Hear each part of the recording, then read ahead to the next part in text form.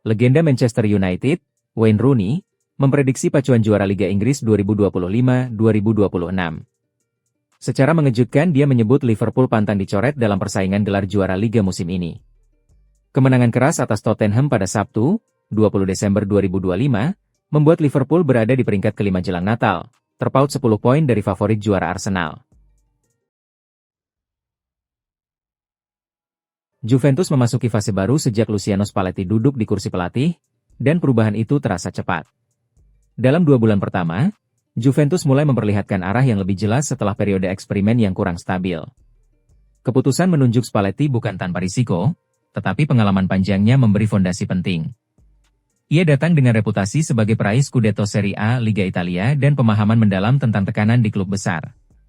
Hasilnya memang belum sempurna, tetapi tanda-tanda kemajuan terlihat di berbagai aspek permainan. Juventus kini tampil lebih terstruktur, lebih tenang, dan lebih siap menghadapi situasi sulit di lapangan. Pertandingan di Tottenham menjadi ujian penting bagi Liverpool di Liga Inggris. Tim mampu meraih kemenangan meski lawan tidak dalam performa terbaik. Rooney menilai hasil ini menegaskan kebangkitan Liverpool dan kerja sama tim yang solid. Kemenangan tandang selalu sulit dicapai, sehingga prestasi ini patut diapresiasi.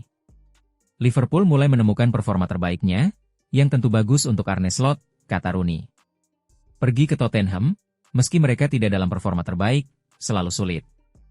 Tapi pergi ke sana dan menang seperti yang mereka lakukan, fair play, sambungnya. Pertandingan Serie A Liga Italia antara AC Milan versus Como dipastikan tidak akan dimainkan di Perth, Australia, setelah rencana tersebut resmi dibatalkan. Keputusan ini diambil melalui kesepakatan bersama antara Lega Serie A dan pemerintah Australia Barat. AC Milan versus Como sebelumnya dirancang sebagai pertandingan Liga Eropa pertama yang dimainkan di luar wilayah nasionalnya. Gagasan ini sempat dianggap sebagai terobosan besar dalam ekspansi global Serie A. Akan tetapi, berbagai hambatan administratif dan regulasi membuat rencana ambisius tersebut tidak bisa dilanjutkan. Pembatalan ini diumumkan langsung melalui pernyataan resmi di situs Liga. AC Milan resmi menyelesaikan transfer Niklas Füllkrug dari West Ham United. Pemain asal Jerman ini diproyeksikan memperkuat San Siro setelah krisis lini depan yang dialami Rossoneri. Santiago Gimenez dipastikan absen lama karena operasi. Hal ini membuat Massimiliano Allegri harus mencari alternatif lain agar lini depan tetap produktif. Christopher Nkunku sempat diturunkan sebagai striker tengah, tetapi penampilannya kurang memuaskan. Pemain Prancis ini belum berhasil mencetak gol di Liga. Dengan Füllkrug, Allegri memiliki opsi tambahan untuk menambal krisis lini depan. Kedatangan striker baru ini diharapkan dapat langsung memberi dampak positif bagi performa tim. Barcelona menutup 2025 bukan hanya sebagai pemuncak klasemen La Liga Liga Spanyol, tetapi juga sebagai mesin gol paling produktif dalam 1 tahun kalender. Barcelona mencatat 169 gol dari 60 pertandingan resmi, sebuah angka yang langsung memantik ingatan pada masa keemasan klub. Jumlah gol tersebut menempatkan mereka dalam lingkaran sejarah yang sangat terbatas. Catatan ini hanya pernah dilampaui 4 tim klub asal Catalonia itu dalam 1 tahun kalender. Semua catatan yang lebih tinggi hadir pada periode emas Lionel Messi. Rinciannya adalah 180 gol pada 2015, 175 gol pada 2012, 174 gol pada 2016, dan 170 gol pada 2011. Manchester United harus menghadapi situasi sulit setelah Bruno Fernandes mengalami cedera. Sang kapten tertatih keluar lapangan saat kekalahan 1-2 dari Aston Villa. Cedera jaringan lunak tersebut membuat Fernandes diperkirakan absen setidaknya 1 bulan.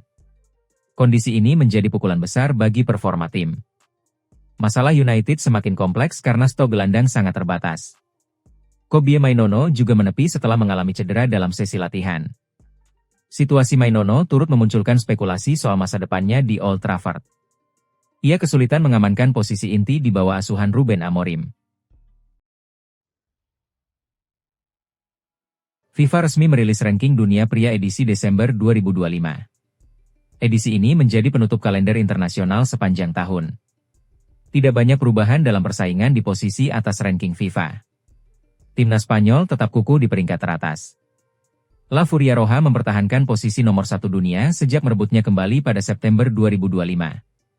Sejumlah perubahan menarik terjadi di papan tengah. Piala Arab FIFA Qatar 2025 menjadi faktor penting pergerakan banyak negara. Di sisi lain, Asia Tenggara mencatat catatan kontras. Malaysia justru menjadi negara dengan pengurangan poin terbesar pada edisi ini. Spanyol tetap berada di puncak ranking dunia. Mereka unggul tipis atas juara dunia Argentina, dengan Prancis melengkapi 3 besar. Komposisi 10 besar dunia relatif stabil. Inggris, Brasil, Portugal, Belanda, Belgia, Jerman, dan Kroasia tidak mengalami perubahan posisi. Sorotan tertuju pada Maroko. Juara Piala Arab Qatar 2025 itu bertahan di peringkat 11 dan hanya terpaut 0,54 poin dari Kroasia di posisi ke-10.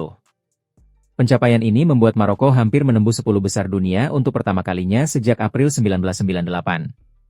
Konsistensi mereka terus terjaga di level internasional.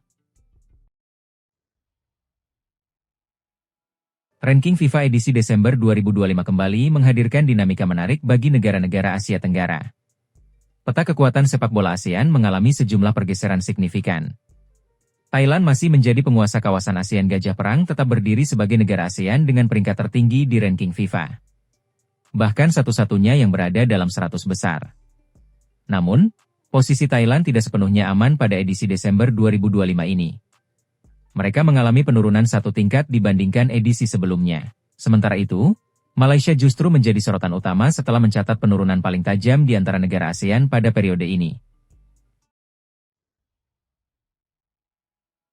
Thailand masih menjadi satu-satunya wakil ASEAN yang menembus 100 besar ranking FIFA. Mereka kini menempati peringkat ke-96 dengan koleksi 1.243,27 poin. Meski turun 1 tingkat, posisi Thailand masih relatif aman.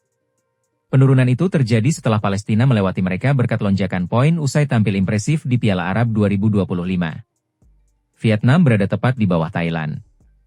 Golden Star Warriors menempati posisi ke-107 dengan 1.189,51 poin dan kembali menegaskan konsistensi mereka sebagai kekuatan kedua di kawasan ASEAN.